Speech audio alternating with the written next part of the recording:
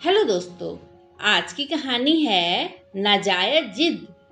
माँ, प्लीज माँ, जाने दो ना, बस एक मूवी की बात तो है। नहीं आकाश, बिल्कुल भी नहीं। पहली बात तो अभी तुम सिर्फ 14 साल के हो। इतनी छोटी उम्र में दोस्तों के साथ फिल्म देखने जाना मुझे बिल्कुल पसंद नहीं। और फिर आज ही स्कूल से नोटिस भी आया है, एग्जाम पास आ रहे हैं, पढ़ाई करो। रागनी ने नाराज हो अपने बेटे आकाश को डांटा। जाने दो ना बहू, बच्चा ही तो है, पढ़ लेगा बाद में। और अगर 3 घंटे दोस्तों के साथ घूम लेगा तो क्या बिगड़ जाएगा। जब देखो मेरे पोते के पीछे पड़ी रहती हो। सासू माँ नाराज हो उठी तो रागनी के पास चुप रहने के सिवाय कोई चारा नहीं रह गया। जानती थी अगर बहस की भी तो जीत उनकी ही होगी और रागनी की शिकायतें उसके पति नितिन को बढ़ा चढ़ा के बताई जाएगी और घर का माहौल खराब होगा।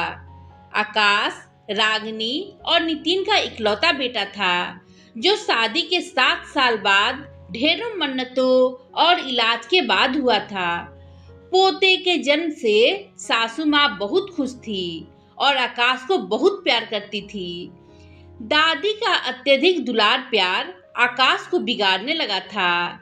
नितिन की नौकरी बैंक की थी और हर 3 सालों में तबादला होता रहता था। आकाश जब 9वीं क्लास में आया तो आकाश की पढ़ाई खराब ना हो, इस डर से नितिन इस बार परिवार को साथ नहीं ले गया। जब तक नितिन साथ थे, आकाश पिता की छाया में कुछ अनुशासन में था, लेकिन नितिन के दूसरे शहर जाते ही अपनी मनमानी करने लगा, जिसमें उसकी दादी भी पूरा साथ देती। स्कूल से आए दिन शिकायतें आने लगी थी। ट्यूशन के बहाने आकाश देर तक बाहर रहता और दोस्तों के साथ घूमता रहता। रुपए पैसे की दिक्कत होती नहीं थी, दादी की पेंशन जो थी, और दादी की नजरों में तो उनका लाडला पढ़ाई और किताबों के लिए पैसे लेता था। और जब रागनी आपत्ति करती तो माजी नाराज हो खाना पीना छोड़ने की धमकी देने लगती। अपने बेटे के बिगड़ते कदम और भविष्य की चिंता रागनी को खाए जा रही थी। दादी की सहपा आज भी आकाश निकल गया अपने दोस्तों के साथ मूवी देखने। शाम से रात ढल गई, लेकिन आकाश का कोई अता पता नहीं था। माँ जी, आकाश नहीं आया अब तक। परेशान हो रागनी ने अपनी सास को कहा। हाँ बहू, चिंता तो अब मुझे भी हो रही है। एक काम कर, उसके दोस्तों को फोन मिला। एक एक कर रागनी ने आकाश के सारे दोस्तों को फोन मिला लिया, लेकिन किसी को आकाश के बारे में कोई जानकारी नहीं थी।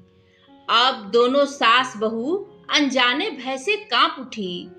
नितिन को फोन करूं माँ जी?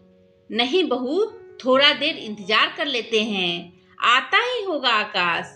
नितिन घर से दूर है, घबरा उठेगा। इंतजार की घड़ी लंबी होती जा रही थी। तभी देर रात एक पुलिस वाले का कॉल आया। उसने जो बताया वो सुन रागनी बेसुध सी होने लगी, लेकिन एक ही पल माजी और आकाश का ख्याल कर हिम्मत बटोरी और माजी को ले चल पड़ी अस्पताल की ओर। पुलिस वालों ने बताया था खाली सड़क पे दोस्तों के साथ तेज बाइक दौड़ा रहा था आकाश। तभी बाइक फिसलकर डिवाइडर से टकरा गई। लहूलुहान आकाश को देख उसके दोस्त बुरी तरह डर गए और वहीं सड़क पे तड़पता छोड़ भाग खड़े हुए। और जब रागनी ने सबसे पूछा कि आकाश कहाँ है, तब अनजान बन चुप्पी साध लिए। वो तो गनीमत थी कि पुलिस की गश्ती की गाड़ी ने आकाश को देखकर तुरंत अस्पताल पहुंचा दिया था।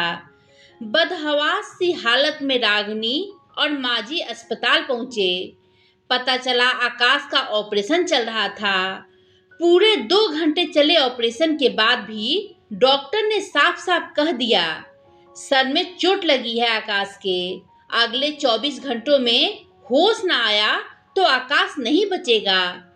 आकाश की खबर सुन नितिन भी अगले दिन आ गया। अपने इकलौते बेटे को अस्पताल के बिस्तर पे बेसुध पड़ा देख नितिन बिलख पड़े। अब तक सब्र बना रही रागिनी भी नितिन को देख टूट गई। अपने बच्चे का दुख किसी भी माता पिता के लिए सबसे बड़ा दुख होता है।